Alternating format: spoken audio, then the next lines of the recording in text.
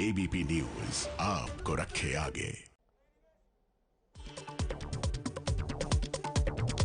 कृषि कानून के खिलाफ आंदोलन पर डटे किसानों ने सरकार से बातचीत का ऑफर ठुकराया। किसानों ने सरकार से ठोस प्रस्ताव भेजने की मांग की। किसान नेताओं ने कहा, कृषि कानून में संशोधन नहीं बल्कि कानून रद्द करे सरकार। आज कृषि मंत्री नरेंद्र सिंह तोमर ने आंदोलन कर रहे किसानों को फिर से बातचीत का भरोसा दिलाते हुए कहा था कि केंद्र सरकार खुले मन से बातचीत के लिए तैयार है। जम्मू कश्मीर में डीडीसी के चुनाव में पार्टी के प्रदर्शन से बीजेपी का जोश हाई है। 74 सीटें जीतकर बीजेपी राज्य में सबसे बड़ी पार्टी बनी है। 20 में से 6 जिलों में बीजेपी का अध्यक्ष तय लग रहा है। जीत पर गृह मंत्री अमित शाह ने जम्मू कश्मीर के लोगों को बधाई दी। वहीं बीजेपी के शानदार प्रदर्शन पर उमर अब्दुल्ला ने निशाना साधते हुए कहा कि बीजेपी अपने एजेंडे में फेल हो गई। महबूबा बोली, बीजेपी ने पीडीपी को बुलडोज किया। जम्मू कश्मीर में बीजेपी की जीत से बौखलाई पीडीपी अध्यक्ष महबूबा मुफ्ती। जांच एजेंसी एनआईए के खिलाफ आपत्तिजनक शब्दों का इस्तेमाल किया। एनआईए जम्मू कश्मीर में टेरर फंडिंग के मामलों की जांच कर रही है, जिसमें पीडीपी के कई नेता संदेह के घेरे में हैं। पीडीपी से जुड़े कई लोग एनआईए की हिरासत में हैं। पश्चिम बंगाल में चुनाव से पहले राजनीतिक हिंसा थम नहीं रही। पूर्वी मिदनापुर के रामनगर में टीएमसी और बीजेपी कार्यकर्ताओं में जबरदस्त मारपीट हुई। बीजेपी की रैली के दौरान पुलिस की मौजूदगी में हिंसा हुई है। घटना के बाद बीजेपी टीएमसी के कार्यकर्ताओं पर मारपीट का आरोप लगा रही है। वहीं इस हिंसा को लेकर ममता बनर्जी ने बीजेपी पर हमला बोलते हुए कहा कि वो बंगाल को गुजरात नहीं बनने देंगी।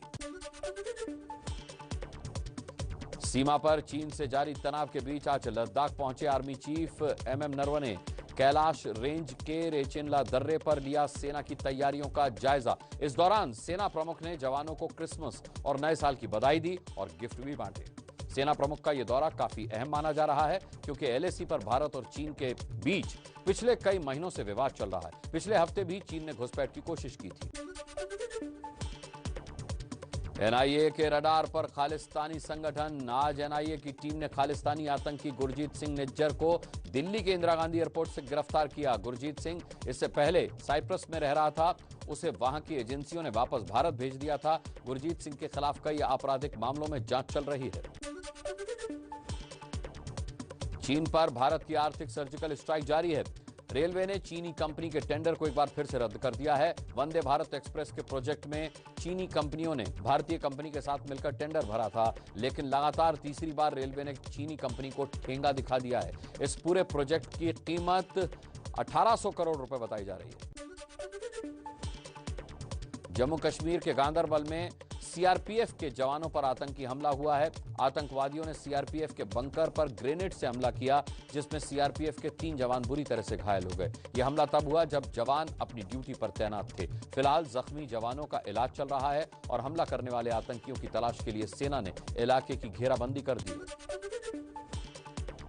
दिल्ली की अवैध कॉलोनियों के निवासियों को मोदी सरकार का तोहफा। अवैध कॉलोनियों को नियमित करने का समय सीमा जो है वो 2023 तक बढ़ाई गई है। 31 दिसंबर को इससे जुड़े कानून की मियाद खत्म हो रही थी। इस मामले से जुड़े अध्यादेश को आज कैबिनेट ने मंजूरी दी है। दिल्ली के अवैध कॉलोनियों में रहने वालों को मिलने वाला कानूनी संरक्षण अगले 3 साल तक जारी रहेगा।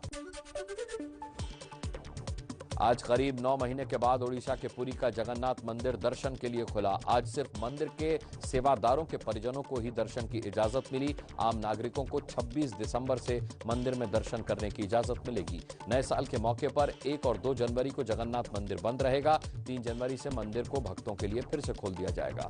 कोरोना के खतरे को देखते हुए जगन्नाथ मंदिर मार्च से बंद था।